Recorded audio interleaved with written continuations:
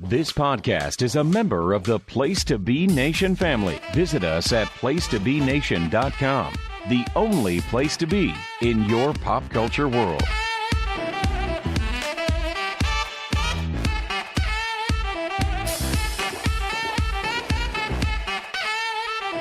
Place to Be Nation, welcome back to PTBN's NBA Team Podcast.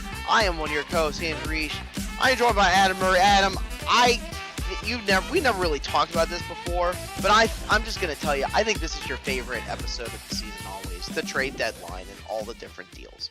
The trade deadline and all its chaos and all its randomness, and every team is interested in everybody and everything goes on, but nothing happens. It's a fun, fun time because it's always like you have the stagnant teams. It's just like, let's shake it up. Let's do something different. And that's always fun to do. So this one, I will recap the trades and I'll get your feelings and opinions on them and grades. But first, I want to start off with just sort of a wrapping up of the Luka thing. Now, you have fans openly revolting against ownership and the GM. Nico Harrison, the GM, had to get security at his house. Now, would you ever reach a point where you disavow your team? As a franchise, never. I would never disavow my support for a team that I've loved since childhood. Never. No matter how bad it gets.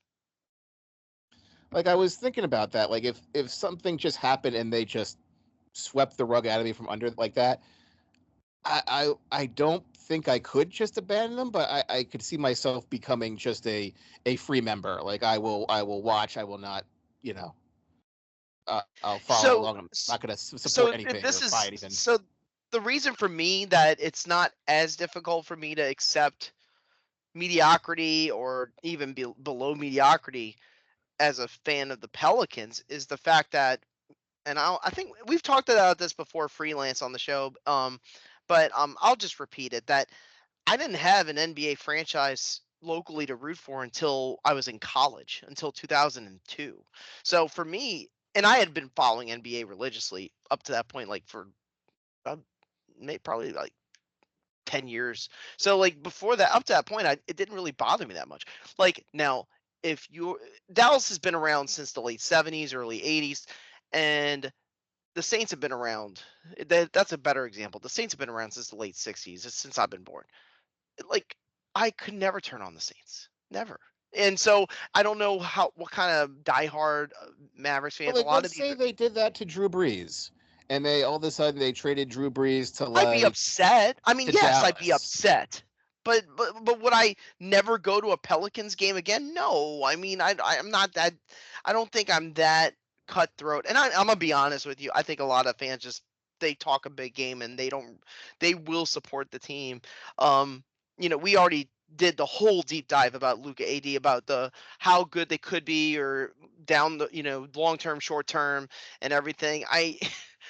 Anthony Davis hurting his groin in the first game after having an awesome first half. It's just so Anthony Davis.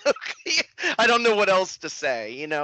I think Dallas will have a really good back half of the year as long as Anthony Davis stays upright, which is 50-50. It is extremely. That's disappointing. Anthony Davis's health is disappointing. That's all I'm gonna say. Okay, I was just thinking about that.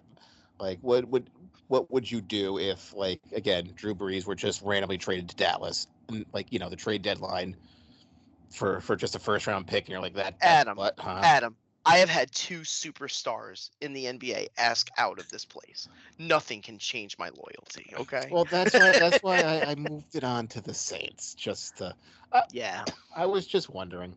That's all. I absolutely.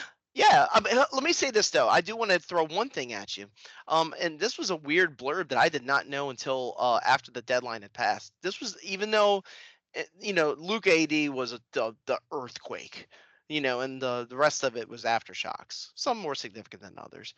They had the most transactions in leading up to a deadline week in NBA history. So, what do you think that means? That just means everybody was so sick of everything. And most of the deals Getting out of tax too.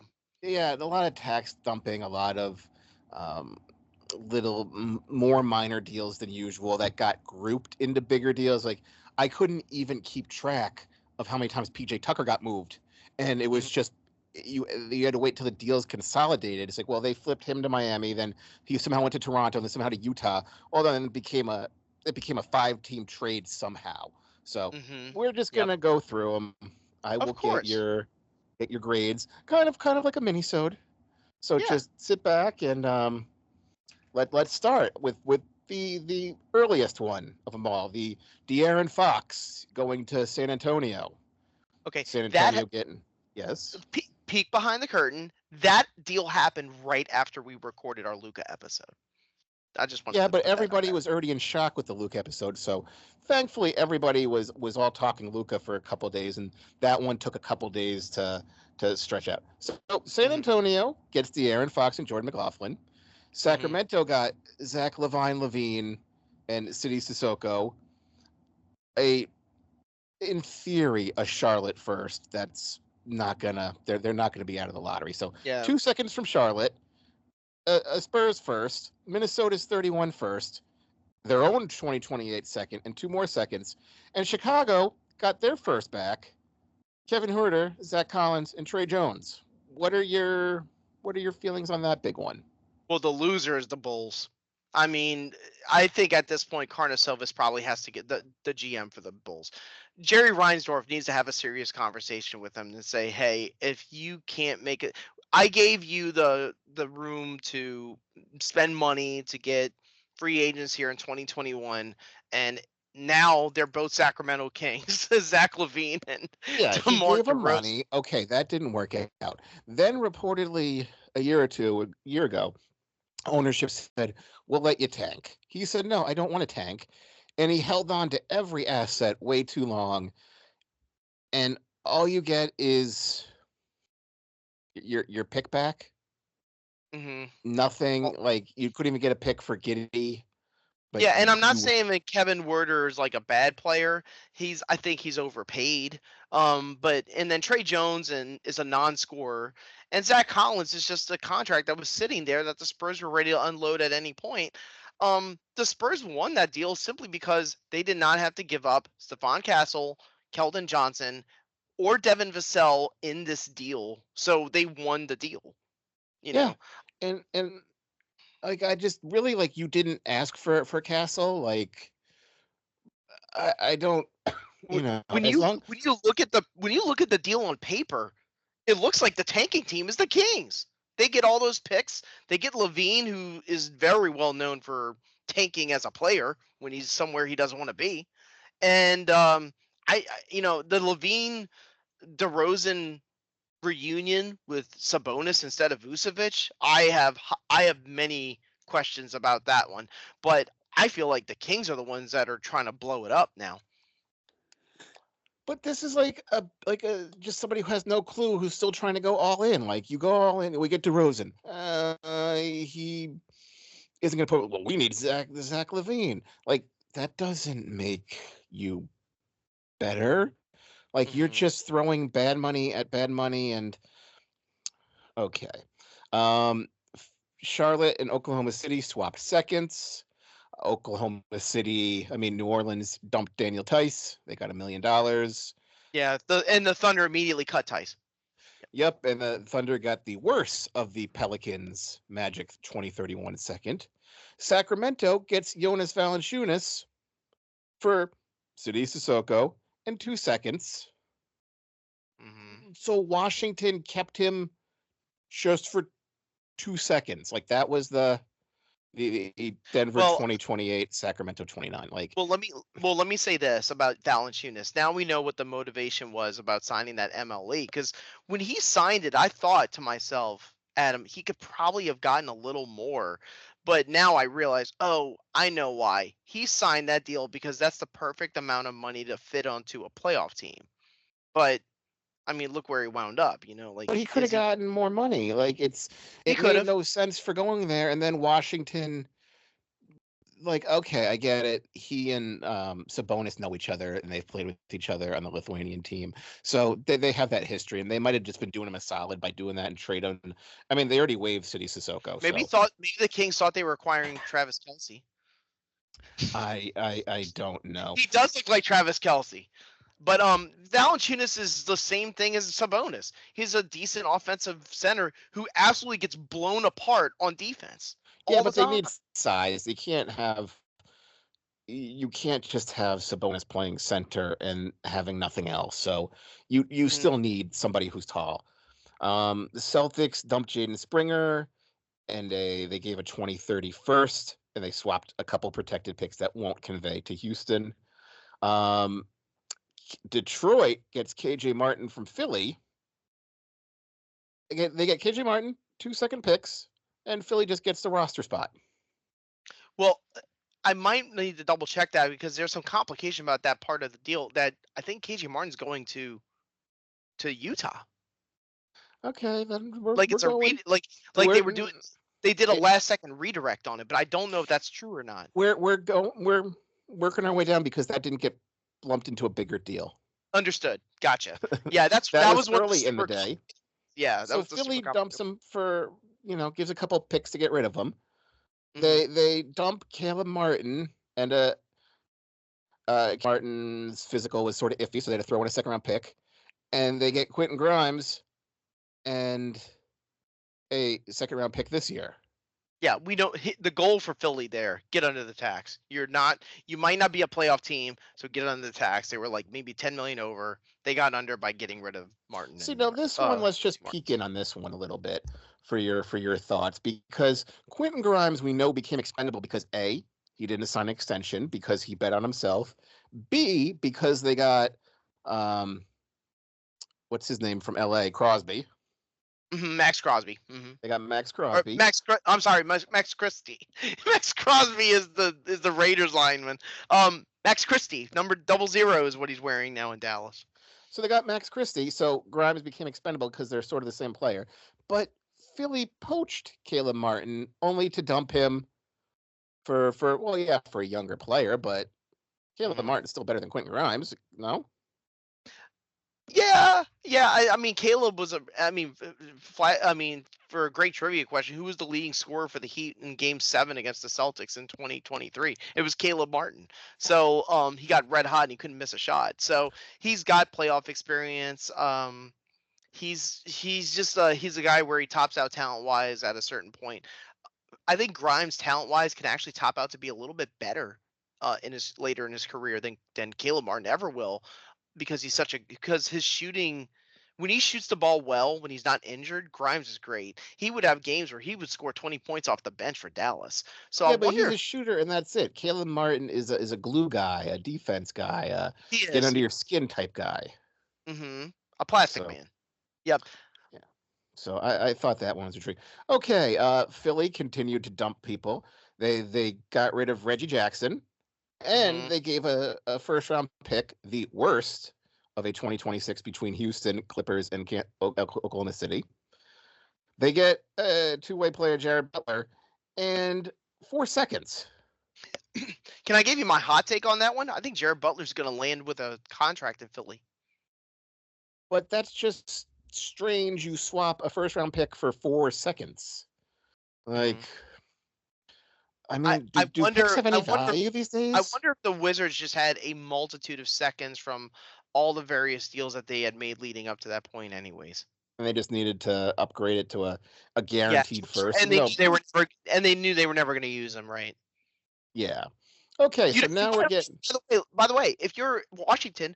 Why do you have any incentive to have to use seconds and first to move up in the draft? You're tanking. You're the worst record in the league. You're probably going to get number 1 and get Cooper Flagg. So you don't need these extra picks just to move up. This ain't the NFL draft. All right, now we're getting to some heavy trades.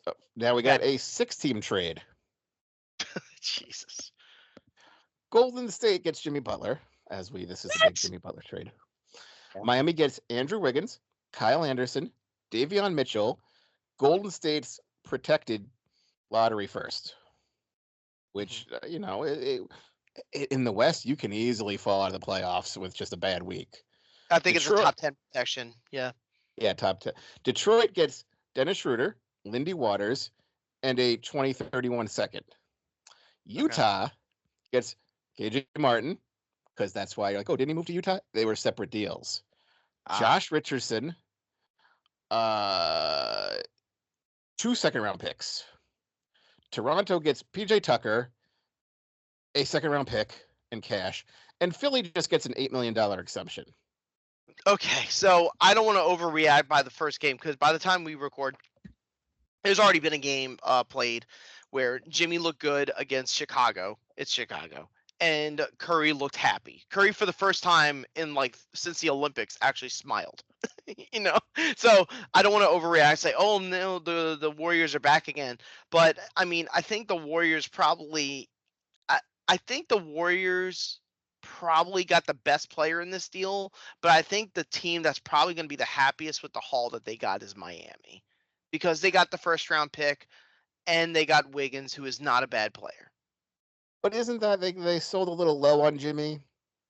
They could have got rid of him. They could have gotten rid of him at the deadline, off season last year. It got really ugly. There's already that report that came out where Jimmy's been talking to people about how he claimed that Pat Riley was doing the creepy old man talk to him. Things got really nasty with the he said she said about where Jimmy was poisoning the well to get out of there. But if you think about it, how many people have ended on good terms with Miami? Did LeBron end on good terms? No. Did Dwayne Wade end on good terms? No. Did Jimmy Butler end? No. They all sort of, once they're, the produce starts to get past its expiration date and starts to get a little brown, they all...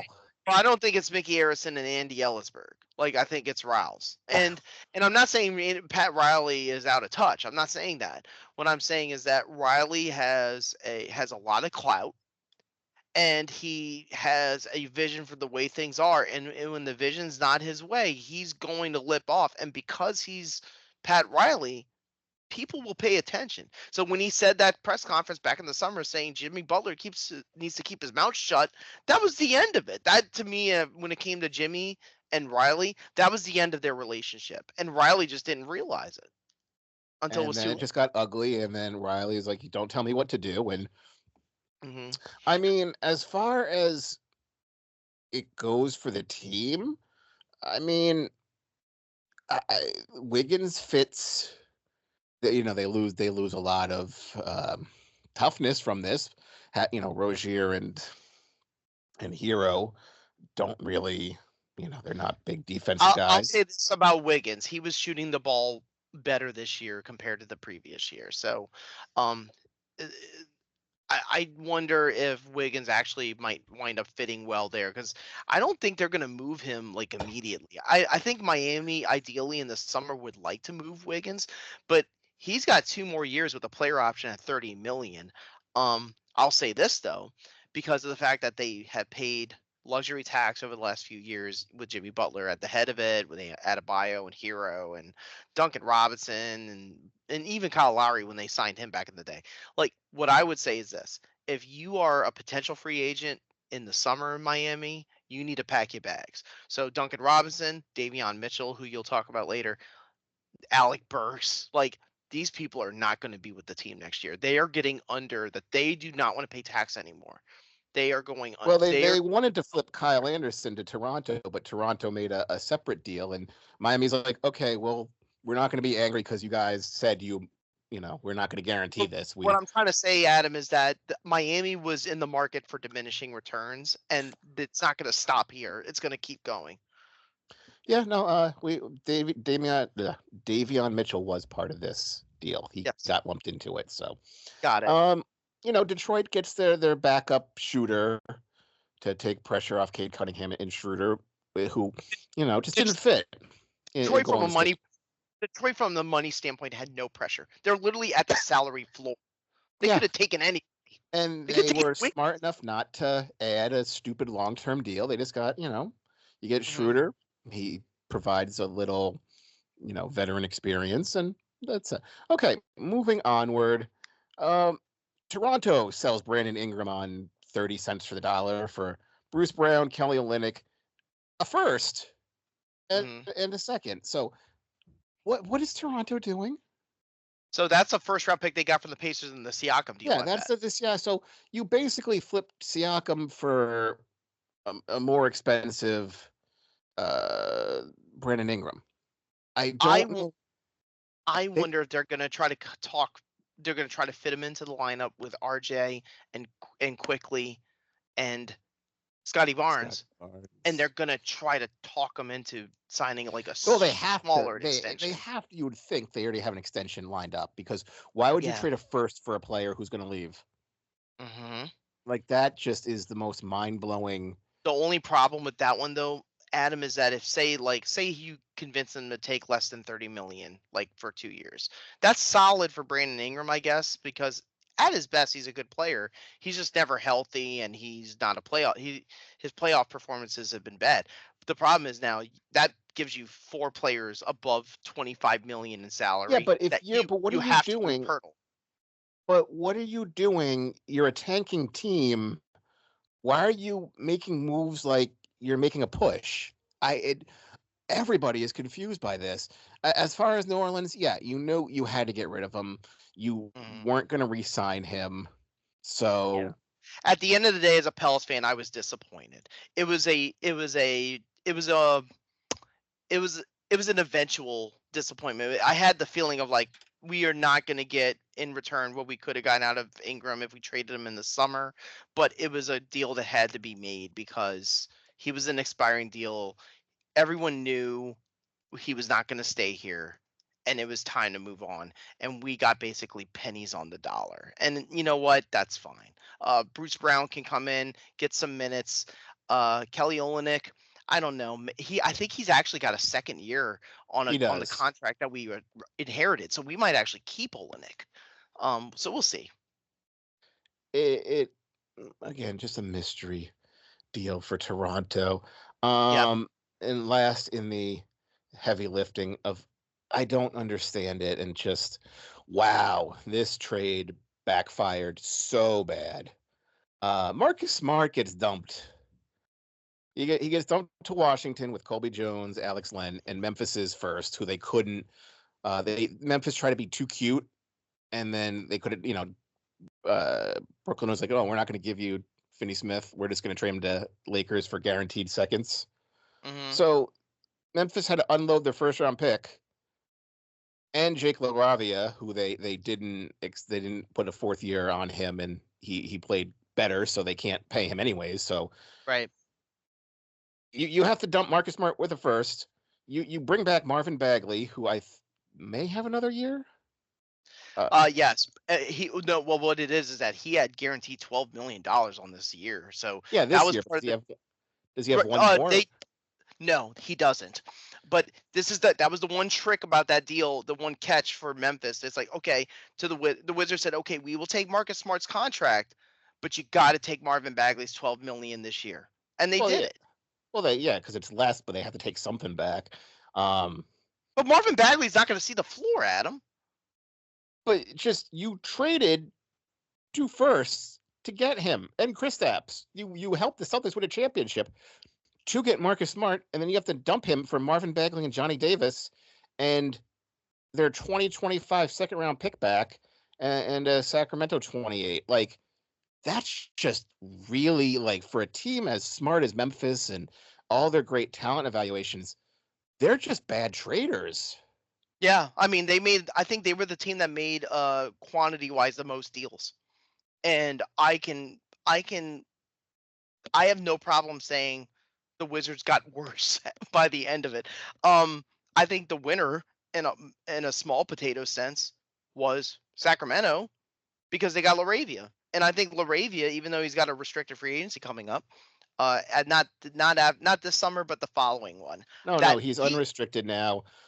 Sacramento can only offer him $5 million, which is not good for. It's not great for them if there's a matching. He's just a rental situation, but he's a good player, body, and he's better than Alex Len, who already was cutting as going Yeah. to Indiana, I think. The Wizards are not going to get better from this. So I mean, and I know the Grizzlies didn't get better from this. No, well, the Grizzlies are good, so it was just they figure they don't need him or he won't be healthy enough.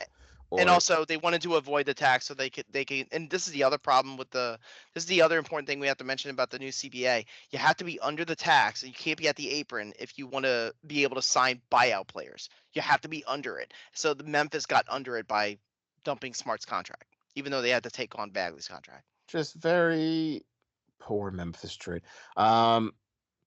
Indiana dumped James Wiseman for a protected pick second. He tore his Achilles to start the season, yeah.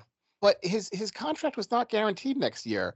Why wouldn't Toronto just say, we'll keep you around for the year? Yeah. Why would they cut him immediately? I guess they just needed the extra body. They were so desperate they signed Thomas Bryant, I think, a couple months ago. So and then they bring in Len on a buyout. So yeah, but just like Toronto, like he cost you nothing, and his money wasn't guaranteed. Why not just say, we'll bring you into camp next year, see what he could do? Just a career of just injuries and more injuries. Phoenix finally found somebody to take Nurkic and a first-round pick. Mm-hmm. So they got Charlotte to take him, who was at the time desperate for a center, who gave up Cody Martin, Vasily Micic, who'll probably be cut, and a second-round pick. I mean, the fact they got rid of him and had, dumped a first for him, one of their first they traded to Utah for Utah. I mean, the Hornets won the deal just because they got a first-round pick. Period. Yeah, and Nurkic will play. Is he going to provide anything? No, but he'll be there. He's a big body. Micic, let me be real about Micic. I do think because of the desperation at guard for especially now that Trey Jones is gone, I'm sorry, I meant Tyus. That Tyus Jones has had health issues this year. I think Micic actually will play. I do not think he's an NBA point guard. I think he's pretty bad. Actually. Well, there's already saying he's ready to go back to Europe and is already talking to. That's not shocking at all. Cody might play a little bit. Cody Martin. Phoenix is just a dumpster fire, anyways. Yeah. Which I will get into the next point or a couple later. Another curious trade. Milwaukee finally dumps Chris Middleton. They admit he's too old and too washed up. AJ Johnson, their number one pick, who they were like, well, we're fine sitting on him for years. And I guess he was pretty good in the G League. Because I guess that's the best thing you could say about players, NBA players in the G League, is they look like they don't belong there. Yeah. So, like, if you're struggling in the G League or you're just mediocre in the G League, it's like, your I'll say this too. It was just one game. He debuted literally the day after the trade deadline.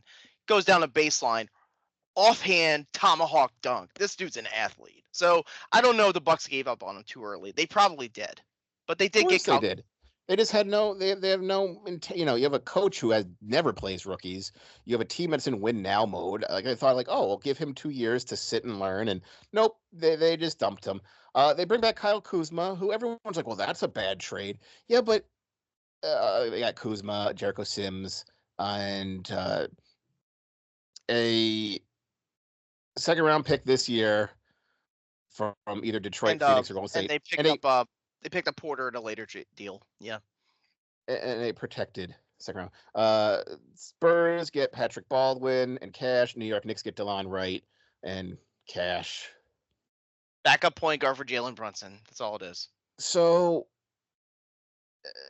for Milwaukee, Kuzma was on a bad team that said we don't care. We're just going to play all the rookies. Why he's like, I'm not engaged. What do I care? He's like, I'm going to start playing for myself. I'm tired of deferring to rookies who don't know what they're doing and don't want to play. So I think he might be better in a place now where he's not going to have to be top fiddle deferring to people who don't know how to play. He could just go in. The thing for Kuzma is that I remember in some years with the Wizards, he was a great rebounder. And I wonder if he might be able to do that under Doc Rivers In Milwaukee, my guess is he's going to be used more as a scorer because they already have the rebounding taken care of with Portis and with Giannis. So, and Brook. So I think he's just going to sort of be wedged in as like, oh, you're the scorer guy. Now that Middleton's production is gone. The thing though is that the offense was already patterned around, let's just watch Giannis and Damian Lillard take all of the shots and shoot above 50% and just take over the games. Now you got to wedge in Kuzma, who is sort of a slower player. Also, Kuzma did play for an NBA championship team in 2020 with the Lakers. So he's done it before. He's been in the playoffs. I guess that was a check mark for him. And his contract's not bad. Actually, he's one of the rare contracts that has a descending salary for the next couple of years. So it's actually a friendly deal. Fair enough. Clippers were kind of active. They got Bogdanovich from Atlanta. And 4 second round picks. Their own 2028 back. Memphis protected, probably won't convey. Minnesota protected, probably won't convey. And then, so they got, 2 second round picks. And Bowdoin for Terrence Mann and Bones Highland. Bones wasn't playing. They just gave Terrence Mann a deal who, depending upon who you read, some people are like, oh, he was doing good. Other people are like, oh, he's wildly underperforming since he got his deal. So it's hard to gauge his value.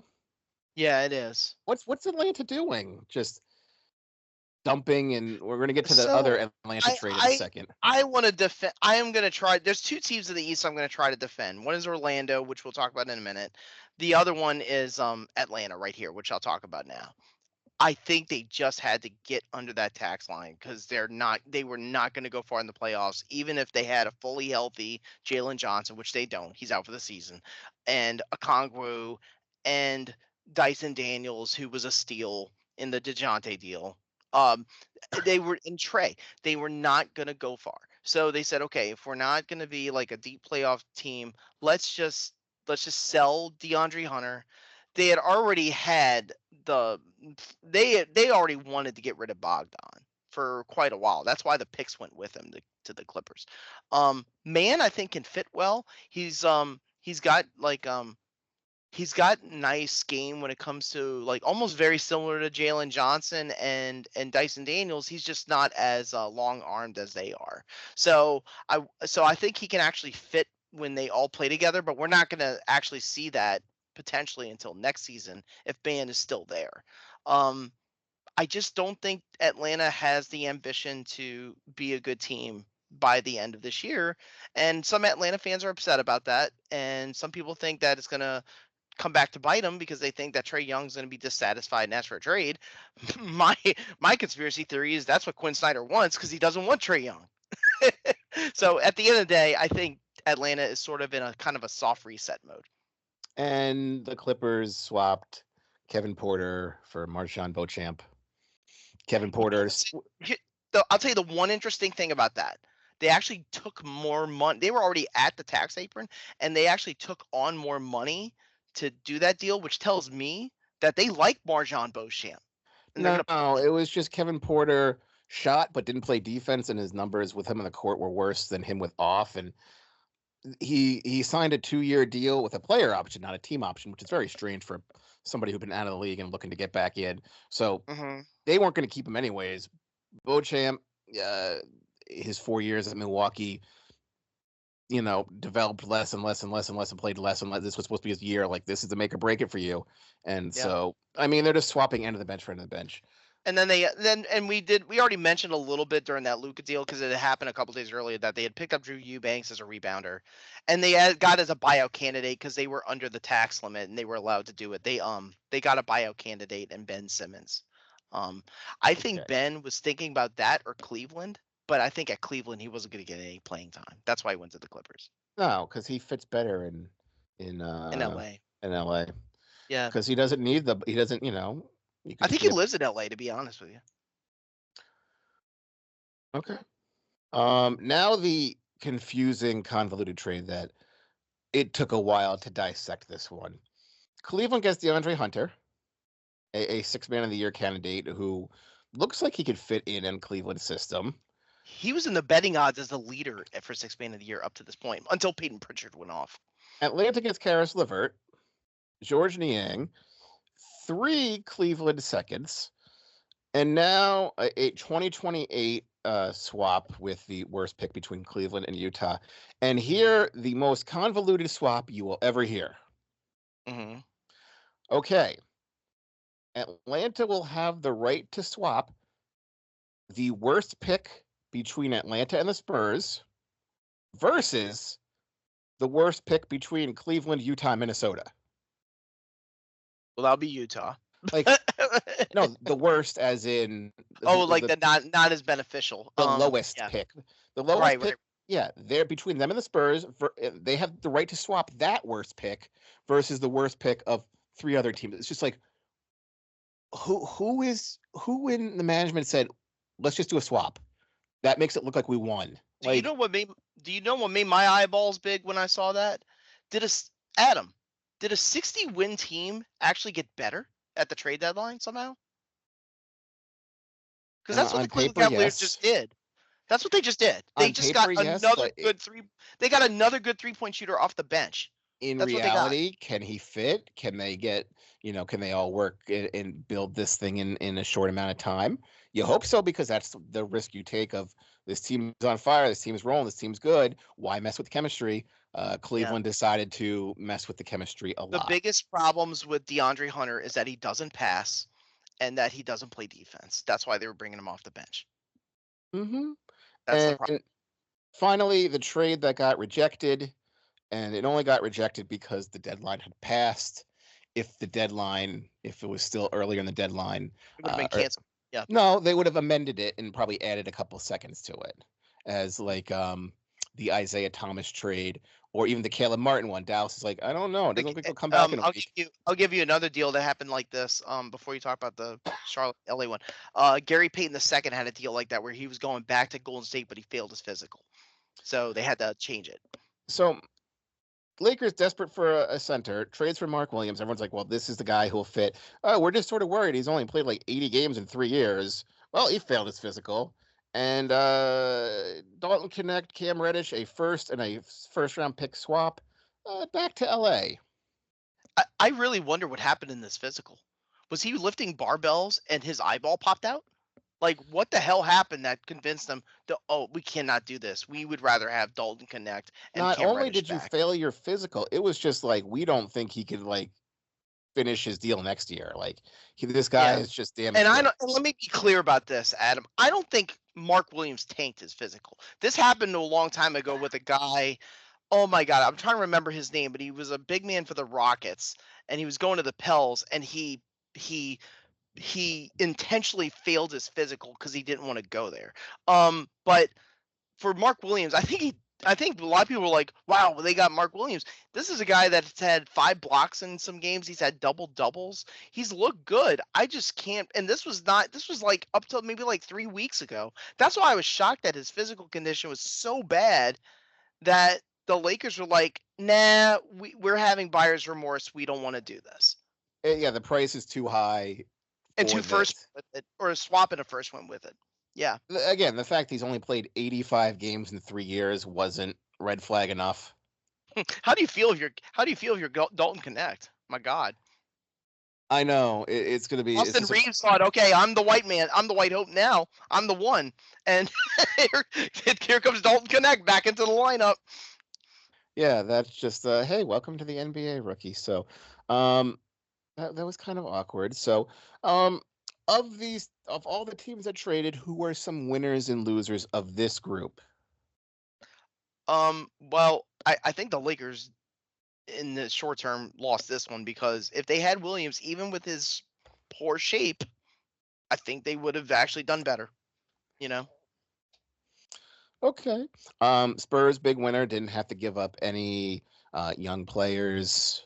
Oh, you mean in general? I thought you meant just that. Yeah, in general. I apologize. Of everybody. Okay. Well, number one, the Lakers, just by getting Luka Doncic, period. That's that. I mean, we talked about that a lot already, but I would say that they were a winner. I think Cleveland won by getting DeAndre Hunter, because even though Karis LeVert was shooting the lights out to start the season, he was regressing back to the mean, and all you had to do was give up some lesser swaps along with LeVert and Niang to get him. To me, that was a steal because you're trying to win a championship this year. You got to beat Boston. They literally just played in Cleveland, I think a couple days ago, and Boston wiped the floor with them. So even though Boston is not playing great right now and they're dropping some games at home, they're still the better team. You got to have more talent, and they did that. Detroit getting Dennis Schroeder for nothing was a good deal. Can I make one case for a team that didn't do anything and everybody was tarred feathering them? We'll get to them in a second. Okay. These are just teams that didn't make So trades. those are my teams: the Lakers, the Cavs, and the Pistons. I thought did okay. Not the Spurs. The Spurs, I don't know if De'Aaron Fox is as good of a fit as everybody thinks. That's my question there.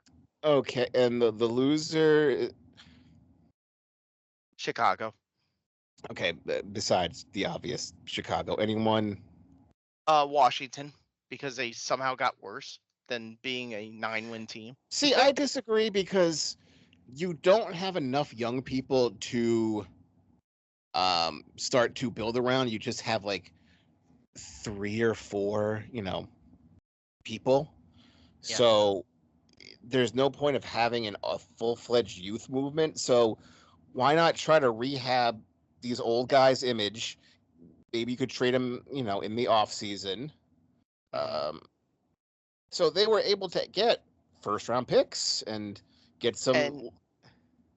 And one that we don't have to talk about much because they weren't able to make deals because they were a tax team and Bradley Beal's no trade. Phoenix, they didn't get Jimmy Butler. Oh, Phoenix made a trade. Yeah, they're big losers because you're stuck with Bradley Beal and your fan base dislikes that, although it's not his fault.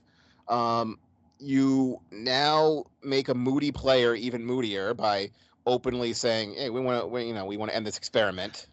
The part of that entire dilemma involving Durant that I thought was the funniest, but no one talked about it. There was a report that he was actually willing to go to Miami, which means when Bradley Beal said he didn't want to go to Miami, Kevin Durant came in and said, "I'll go to Miami instead."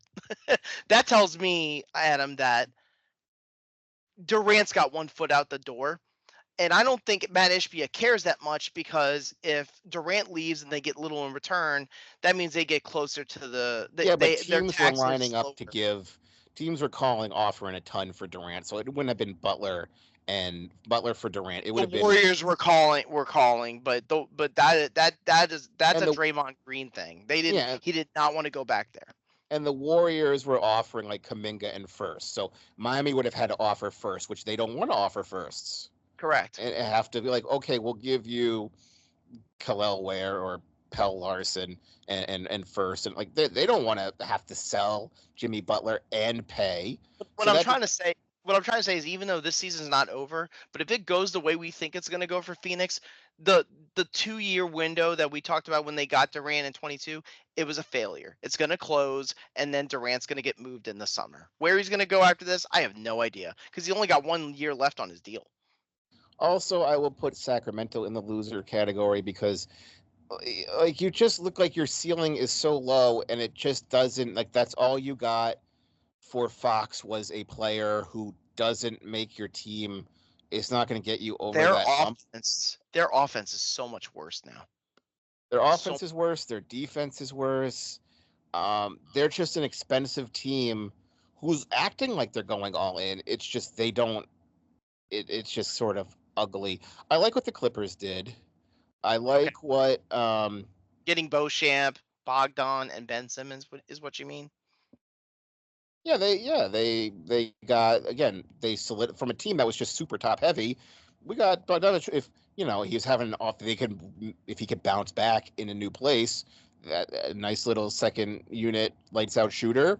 That'll help you. Ben Simmons just playing D.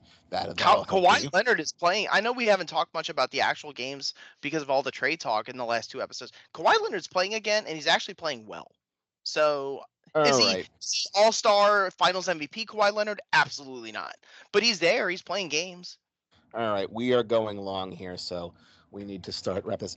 4 teams did not make trades. 4 teams being Orlando. You've been wanting to talk about Orlando for so long. I have. Orlando, Portland, Minnesota, and Denver didn't make trades. Defend them. Okay, Denver is past the tax. They could not make moves unless they shed people, and their bench is so thin that they literally could not trade anyone. And like they would literally have to give away Zeke Naji and Peyton Watson. Yeah, but nobody something. wants Naji and. But that's what I'm saying. The bench it would have had to involve Braun. It would have had to involve Christian Braun, and they don't want to let him go. And it wasn't worth trading Michael Porter Jr. for like Levine. So okay, I could understand that. What was the other team you brought up? Portland, Minnesota. Portland's a winning streak. That's why they didn't do it. They think that the young core might be learning how to win together, so they're not going to do it. I mean, Portland didn't have to make a trade, but if you have 17 centers on your team, you can dump one of them. Do you think Robert Williams-Durr might get bought out and then he'll go to LA? No. Or, I mean, I don't know. No, there's no reason to buy him out. He's still, I believe he's not an expiring contract. He's not. They'd have to buy out 2 years. So they could, again, they're welcome to come back in the off season and people can line up again. But it's just, you think you have log jams everywhere. Why not get rid of a piece? Minnesota, they made their trade for Randall in the right before the season. So I understand why they couldn't get anything done because they don't have any pieces left to trade or any draft capital. So no fault on their own. Okay, now, as we end this episode, defend Orlando and their lack of. It's actually pretty simple. And I don't know why people aren't talking about it. They're at $200 million in active salary next year. They're past the apron. So why would you take the risk in this season where you're right at 500 of adding a piece and trading KCP, but adding more money to get a star in return for KCP or Goga, and then you have more money on top of it, and you're already blowing past the luxury tax on a team that hasn't won a playoff series yet. Orlando needs to win a playoff series or two first, like Minnesota. Because they're not good enough now. They need to make a trade because that roster is not good. But that roster is sputtering and can't shoot. They're not good enough, and they weren't going to be good enough even if they made the addition. So next year in the text, they can't make a deal. So this was their one chance to do so. And I thought their inactivity was just like, and then when their offense does sputter, you're going to blame the coach and you're going to jettison the coach saying, well, the coach is the problem. So they'll bring in Budenholzer, who's going to get axed out of Phoenix because he was the problem this year round. And I think that Orlando just inactivity, like, I get it. GMs love their young guys. I'm not saying it's the right move. I'm not trying to say that. I'm just saying it didn't surprise me because when I looked at their long-term poison pill contracts coming up involving Franz, Suggs, the one that's going to happen for rookie max with Paulo, I don't think they had a choice. Like they had already bought in on these guys. Wendell Carter got a tagged on deal that starts in 2026. They were not going to be able to move any of them.